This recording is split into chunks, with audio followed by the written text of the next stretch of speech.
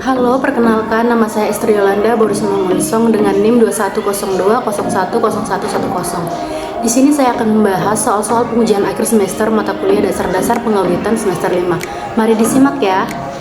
Soal yang pertama, uraikan tentang opini yang dapat diberikan auditor dalam laporan auditor independen dan alasan pemberian opini yang dijelaskan di SA 700. Jawabannya adalah opini yang disampaikan oleh atau diberikan auditor dalam laporan auditor independen yaitu opini tanpa modifikasian. Alasannya menurut SA 700 yaitu karena ketika auditor menyimpulkan bahwa laporan keuangan tersebut disusun dalam semua hal yang material dan sesuai dengan kerangka pelaporan keuangan yang berlaku dan secara keseluruhan bebas dari kesalahan penyajian material yang baik. Selanjutnya, soal yang kedua, PTA meminta KP Anda untuk mengaudit laporan keuangan tahun 2021, di mana laporan keuangan tersebut sudah pernah diaudit ke KP lain. Penugasan diberikan karena salah seorang dari akuntan Anda merupakan keluarga dari kepala bagian di perusahaan tersebut. KP Anda juga dijanjikan bonus sejumlah persentase tertentu apabila pinjaman yang diajukan berbasis laporan keuangan yang diaudit disetujui. Bahaslah apa yang Anda lakukan berbasis aturan etika akuntan publik. Jawabannya yaitu dari kasus di atas saya menyimpulkan sebagai berikut.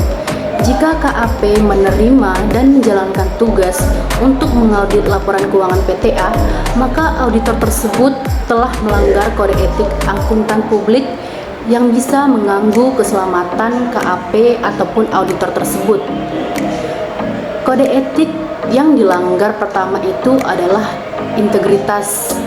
Seksi 110, hal ini dilanggar oleh auditor dan KAP yang dimana harusnya bersikap jujur dan tegas dalam semua hubungan profesional.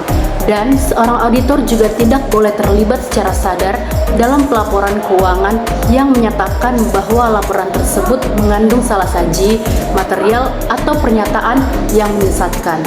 Kode etik yang dilanggar kedua adalah penunjukan profesional seksi 201. Hal ini mencakup bahwa seorang auditor yang ingin melakukan pengauditan harus bisa mengevaluasi ancaman yang mungkin akan berasal dari klien, seperti pada kasus tersebut.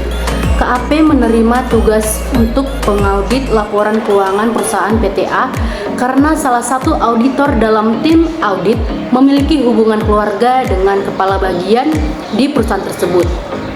Dan yang terakhir, auditor mungkin akan mendapatkan ancaman kedekatan yang menyatakan bahwa auditor atau akuntan publik yang berpraktik melayani publik menerima hadiah atau perlakuan istimewa dari klien yang dapat memberikan pengaruh yang signifikan. Soal yang ketiga, dalam perencanaan audit, Anda harus merencanakan materialitas dan risiko audit. Uraikan tentang materialitas dan risiko audit dan bagaimana hubungan antara materialitas, risiko audit, bukti audit, dan strategi audit.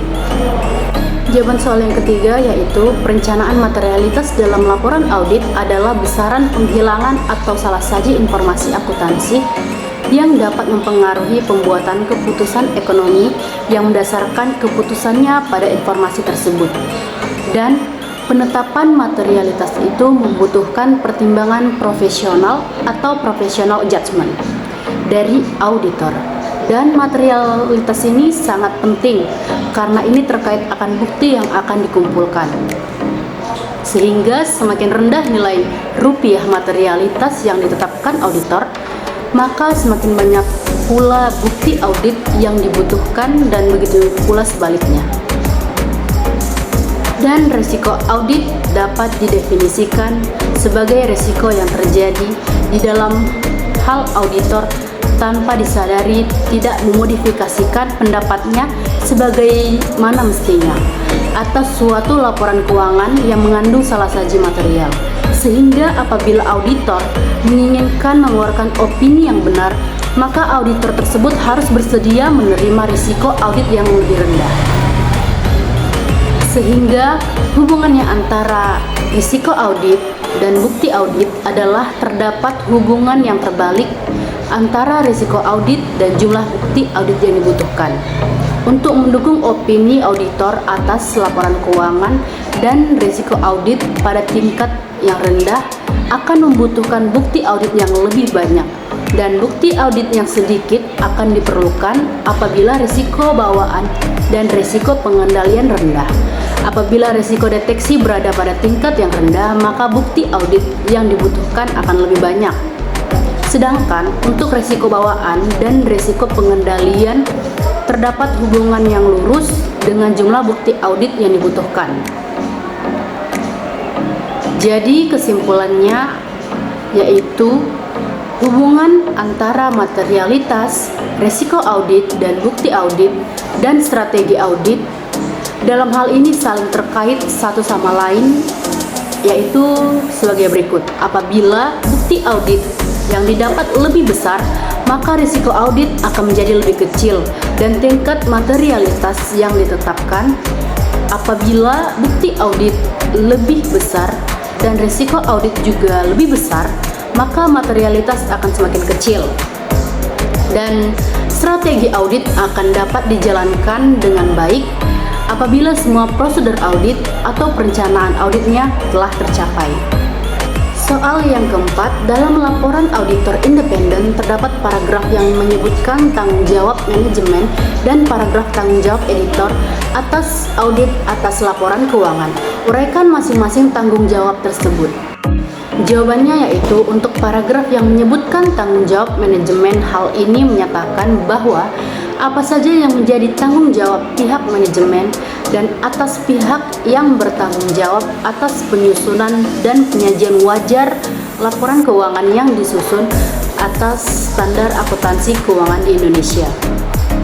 Bertanggung jawab atas pengendalian internal yang ada di perusahaan, kemudian bertanggung jawab untuk menilai kemampuan perusahaan, mempertahankan dan mengungkapkan sesuai dengan kondisinya. Dan untuk paragraf yang menyebutkan tanggung jawab auditor atas audit atas laporan keuangan, menyatakan bahwa paragraf ini mencantumkan tanggung jawab auditor terhadap audit atas laporan keuangan, termasuk menerapkan pertimbangan profesional dan mempertahankan skeptisisme profesional selama audit. Soal yang kelima atau yang terakhir yaitu uraikan tentang pengujian-pengujian berikut. Yang pertama, pengujian pengendalian atau test of control. Yang kedua, pengujian substantif. A. Prosedur analytical. B. Test of transaction. C. Test of detail account. Jawabannya yaitu 1. Pengujian pengendalian, yaitu pengujian yang dilakukan oleh auditor untuk menilai efektivitas pengoperasian pengendalian internal klien dalam rangka mendukung estimasi awal atas risiko pengendalian. Yang kedua, pengujian substantif, yaitu prosedur yang didesain untuk menguji apakah ada salah saji moneter atau nilai rupiah yang secara langsung mempengaruhi kewajaran dari laporan keuangan. Ada 3 pengujian substantif. Yang pertama, prosedur analytical. Prosedur analytical digunakan dalam pengujian substantif, biasanya sebagai pelengkap dari pengujian terhadap rincian saldo. Prosedur analytical dilakukan ketika auditor melakukan perencanaan audit untuk melihat potensi salah saji di laporan keuangan klien, dan dilakukannya pada saat pelaksanaan audit, yaitu pada saat melakukan pengujian substantif dan pada akhir audit ketika menyusun laporan keuangan secara keseluruhan.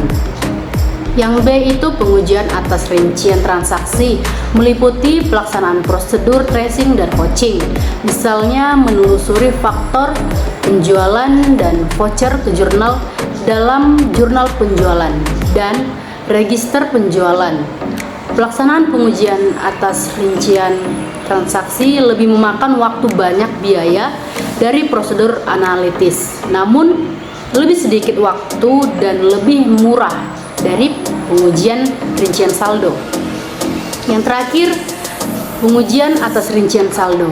Tes ini fokus dalam memperoleh bukti secara langsung tentang saldo akun daripada melihat debit kredit yang membentuk akun tersebut.